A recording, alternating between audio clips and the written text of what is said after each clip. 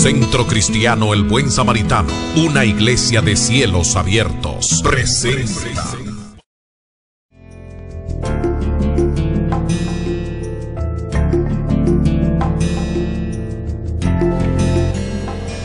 Tenemos la bendición de poder llegar a ti a través de este medio. Dios ha hecho provisión para alcanzar tu vida con una palabra de esperanza, con una palabra de edificación. Rogamos que el Señor cumpla su propósito en esta palabra para ti. Eres bienvenido a Palabra Viva. Vamos a la Biblia. Venga conmigo, 2 de Timoteo, capítulo 3, versículos del 1 al 5.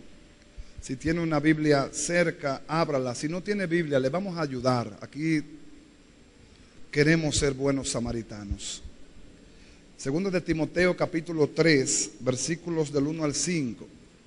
Los hermanos y hermanas que están dando seguimiento a esta palabra, estamos enseñando sobre una iglesia saludable o la salud en la fe, sanos en la fe. Esa ha sido la palabra de los últimos días, pero hoy vamos a empezar con otro texto para aprovechar el tiempo, irnos directamente. Ya sabemos que la iglesia es la única esperanza para sanar al mundo, ¿verdad que sí? Dios tiene su esperanza puesta en que la iglesia cumpla su papel. Amén, mis amados. La iglesia es puesta como la higuera en medio del camino. Si usted lee bien, cuando Jesús reprendió la higuera, la reprendió porque la higuera no estaba dando el fruto.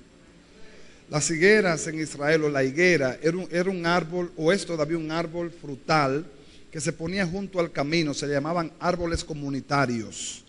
Eran árboles que se plantaban junto al camino para que todo aquel que tuviera hambre, con toda confianza, se acercara y tomara del fruto de la higuera, el higo, y comiera higo, comiera la fruta sin tener problema algunos. Jesús, teniendo hambre, se acercó a una higuera y encontró que no tenía fruto, lo que tenía era hojas.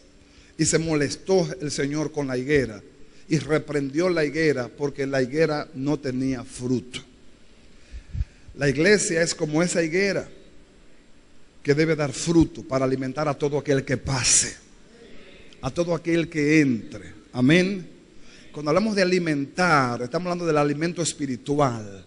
No solamente de pan vivirá el hombre, sino de toda palabra que sale de la boca de Dios.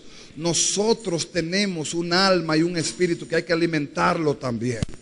Amén, mis amados.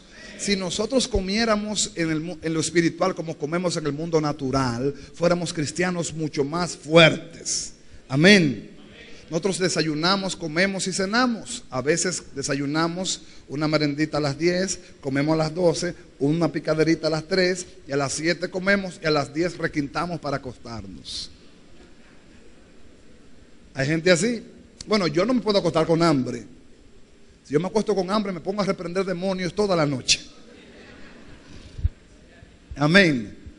Pero si aplicáramos esa verdad al mundo espiritual y nosotros nos levantáramos, oráramos y leyéramos 5 salmos por lo menos, y después como a las 11 nos leemos un proverbio, y después a las 3 nos leemos un capítulo de los evangelios, y en la noche nos leemos un capítulo de las epístolas de Pablo. Qué lindo fuera, ¿verdad que sí? Pero a veces se nos pasan días que no leemos la palabra. Claro, yo sé que eso no pasa aquí. En cualquier otra iglesia eso pasa, pero aquí eso no pasa. Amén. Sabemos que la iglesia, antes de ir al mundo a sanar, tiene que ser sana primero. No podemos dar lo que no tenemos. Y si queremos sanar al mundo, tenemos que ser sanos nosotros primero. ¿Sabe por qué a veces la gente no le hace caso a los tratamientos? Porque el que está dando el tratamiento no lo aplica. ¿Usted sabía eso? Es muy doloroso para una persona que tiene problemas, por ejemplo, con las glándulas endocrinas, que está gordo o gorda, y va a un endocrinólogo y el endocrinólogo está más gordo que él. Entonces dice, este hombre me está poniendo a mi dieta, me está poniendo un tratamiento, ¿y por qué no lo aplica a él? Entonces, la iglesia es la esperanza de Dios para transformar al mundo. Pero antes de Dios transformar al mundo, Dios va a transformar su iglesia primero. Dios tiene que tratar con nosotros. Dígale a alguien, Dios tiene que tratar con nosotros. Porque la iglesia enferma no puede sanar a nadie. Al contrario, un enfermo, a veces hay enfermedades que son contagiosas, que se pegan. ¿Cuántos saben eso? Hay personas que tienen la defensa baja y si usted estornuda frente a ellos, se le pegó la gripe también. Amén, mis amados. Entonces, si la iglesia está enferma, no puede sanar. Ahora, si la iglesia está sana, sí puede sanar al mundo. Y es la voluntad de Dios que la iglesia sea sana. Amén. Recuérdese que el Señor mandó a Tito a una iglesia en Grecia llamada Creta, la iglesia de los cretenses. Y Pablo le dice en el versículo 14, repréndolos duramente para que sean sanos en la fe. Sanos en la fe. Amén. Sano, ser sano, un estado de bienestar, estar bien físicamente, emocionalmente y espiritualmente. Lo material podría ser importante, pero también, ¿de qué valdría tener recursos si emocionalmente estamos destruidos? Ayer un líder fue a mi casa a hablar conmigo algo muy delicado y me compartía una situación de una persona que él, por razones de trabajo, tuvo que ir a ese lugar y se encontró con el hombre de la casa, un hombre de buena posición, armado, con los ojos llorosos, con un nudo en la garganta. Le dice, ¿qué le pasa a usted? Dice, no, nada. Entonces el hermano le dice, Dios lo ama mucho a usted. Y él dice, yo sé que Dios me ama, sí, pero Dios tiene un propósito con su vida. Sí, yo sé que Dios tiene un propósito con mi vida. Y el hombre en medio del quebranto no pudo aguantar y empezó como a llorar y a decirle, yo no sé, ya yo no aguanto, mi matrimonio está destruido. Ese es el pan nuestro de cada día. ¿Usted sabía eso? El pan nuestro de cada día. Hay matrimonios hasta por conveniencia, ya no le conviene divorciarse porque hay que partir bienes. Es mejor tolerarnos aquí como Dios nos ayude. Pero ya no tienen matrimonio, tienen un desastre adentro. Entonces, no nos valdría de mucho tener muchos recursos si no tenemos estabilidad emocional y estabilidad espiritual. Amén, mis amados. No estamos diciendo que Dios nos quiere pobres, Dios nos quiere bendecidos, prosperados y en salud. Juan el apóstol dice, amado, yo deseo que tú seas prosperado en todas las cosas y que tengas salud, así como prospera tu alma. Tener salud es estar bien físicamente, emocionalmente y espiritualmente. Amén, mis amados. Hay muchos que tienen salud financiera, pero su salud emocional es muy deplorable. Y a veces su salud espiritual, cero también, porque su Dios es el dinero, lamentablemente. Tenemos que orar para que Dios siga sanando al mundo. Amén, mis amados. Recuérdense que el domingo hablamos de la avaricia, y la avaricia lamentablemente es un mal que ha arropado a la humanidad. Se comenta que de las riquezas del mundo, del 100% de las riquezas que el mundo tiene, lo maneja un 3% y un 97% es pobre en comparación al 3%. Hay una distribución injusta, ¿verdad que sí? ¿Y por qué usted cree? La avaricia. El que tiene no se sacia de tener y quiere más. No piensa en el que no tiene o no abre manera para generar al que no tiene también. Amén, mis amados. Venga conmigo a la Biblia. Les di una pequeña introducción antes de leer la palabra. Segunda de Timoteo, capítulo 3, versículos del 1 al 5, dice, también debes saber esto, que en los postreros días vendrán tiempos peligrosos. Pablo no estaba hablando de violencia, ni de hambre, ni de crisis, estaba hablando de problemas espirituales muy serios, muy serios. ¿Cuántos de ustedes han visto lo que está pasando, por ejemplo, en África? En lugares donde los movimientos musulmanes son radicales y tienen una actitud violenta contra los cristianos. Es impresionante cómo están tomando represalia contra los cristianos, violencia contra los que creen en Jesús, parte de la verdad profética. Versículo 2 dice, porque habrá hombres amadores de sí mismos, avaros, vanagloriosos, soberbios, blasfemos, desobedientes a los padres, ingratos, impíos, sin afecto natural, implacables, calumniadores, intemperantes, crueles, aborrecedores de lo malo, traidores, impetuosos, infatuados, amadores de los deleites más que de Dios, que tendrán apariencia de ¿qué? De piedad, pero negarán la eficacia de ella. A estos evita, y no evita Perón. Evita, dice Pablo, no te juntes con esta gente, no haga alianzas con ellos. Amén. Pablo le escribe a un hijo en la fe hablándole de los males que vendrían sobre la tierra en el contexto espiritual. Hay muchos males en el contexto natural, muchos males en el contexto emocional, Recuérdese que en los años 80 no se hablaba de lo que era el estrés. En los 90 empieza a hablarse del estrés. En el 2000, la enfermedad del siglo XXI es el estrés. La gente no sabe, los científicos mismos no saben cómo trabajarlo. ¿Por qué? Porque el estrés es una enfermedad, es un mal que puede tener múltiples maneras de manifestarse. Hay personas que les está saliendo el pelo y es el estrés.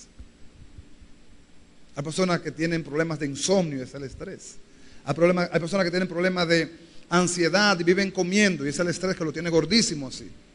Hay otros que lo tienen flaquísimo. Hay personas que son compradores compulsivos, no saben tener 20 pesos en los bolsillos, de una vez a gastarlo, porque la ansiedad lo lleva a gastar. Una tarjeta de crédito, ¡fuácate! Dale que el golpe avisa. Y eso es un sinónimo, un síntoma de estrés también. Hay males naturales. Hay males, por ejemplo, en el contexto natural. Nunca sobre la faz de la tierra habíamos visto lo que estamos viendo, porque la Biblia se está cumpliendo. Mateo 24, terremotos, hambre, el calentamiento global. Mateo 24 habla de eso. La realidad de la contaminación ambiental, como nunca en la faz de la tierra. México, la capital más contaminada del mundo. México tiene más o menos 30 millones de personas que viven en la capital. Imagínese usted. La saturación por el monóxido de carbono, los carros, nada fácil. Nunca habíamos visto eso, impresionante. Pero también en la parte espiritual, nunca habíamos visto lo que estamos viendo. Nunca. Estamos viviendo tiempos postreros ya, lo que dijo Pablo. Tiempos difíciles en la vida espiritual. Primero, versículo 2 dice que aparecerán hombres amadores de sí mismos. Nunca en la vida de la iglesia habíamos visto tantos hombres egoístas como ahora. Tanta gloria de hombre como ahora, nunca. Segundo, avaros. Tampoco nunca habíamos visto tanta avaricia. En el mundo natural y en el mundo espiritual. La avaricia ha tocado todos los extractos y hasta la iglesia también. Se hace mercadería del pueblo, todo es por dinero. Se dan preferencia a la persona por dinero. Se venden los dones, los talentos, todo por dinero. Lamentablemente es verdad. La iglesia está enferma. Cuando usted vea que le estén cobrando para entrar a una iglesia, diga, eso es bíblico, la iglesia está enferma. Nunca debe pagarse para entrar a una iglesia. Nunca, para nada. Ni para conciertos, ni para congresos, ni para cumbres, ni para nada, nunca. Porque los congresos no aparecen en la Biblia, ni las cumbres tampoco. La mayoría de esas actividades tienen trasfondos de avaricia para sacar dinero del mismo pueblo de Dios. ¿Cómo es posible que puedan usar el culto para enriquecerse usando la misma iglesia? Vamos a hacer un evento para sacar $1,000, $2,000, $3,000, $5,000. La iglesia se sustenta por diezmos, ofrendas y primicias. Lo que de más es, de mal proviene. Amén, mis amados. ¿Oyeron eso? La iglesia se sostiene por diezmos, ofrendas y primicias. Todo lo demás de mal proviene. Amén. Entonces, la avaricia ha sido un daño que la iglesia ha tenido que percibir en los últimos tiempos y de recibir como nunca. Y lamentablemente el pueblo como que no cambia. No, porque el fulano de tal, amado, si Dios mandó a hacer eso, Dios lo suple en el nombre del Señor Jesús. No hay que extorsionar, no hay que manipular, no hay que hacer nada para que se provea el dinero. ¿Ustedes me están entendiendo? Vamos a sonarle raro a mucha gente, pero Jesús fue raro. Tan raro que preparó él mismo un látigo con sus propias manos, lo hizo, lo guardó para el día que él llegara al templo. Y yo me imagino cuando Jesús estaba haciendo el látigo, ¿qué pensaría Jesús haciendo el látigo?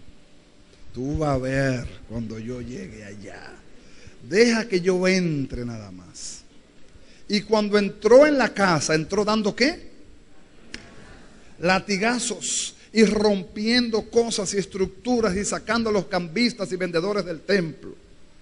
Y le dijo, mi casa debe ser llamada casa de oración para las naciones, mas vosotros la habéis constituido en casa de ladrones. Cueva de ladrones. En aquellos tiempos vendían palomas, vendían bueyes, vendían ovejos. En este tiempo se vende el mensaje, se vende la profecía, se vende el don, se vende el CD, se vende el DVD, se vende todo. ¿Cuál es la diferencia? Que hace falta que se levanten hombres y mujeres que tengan la palabra como látigo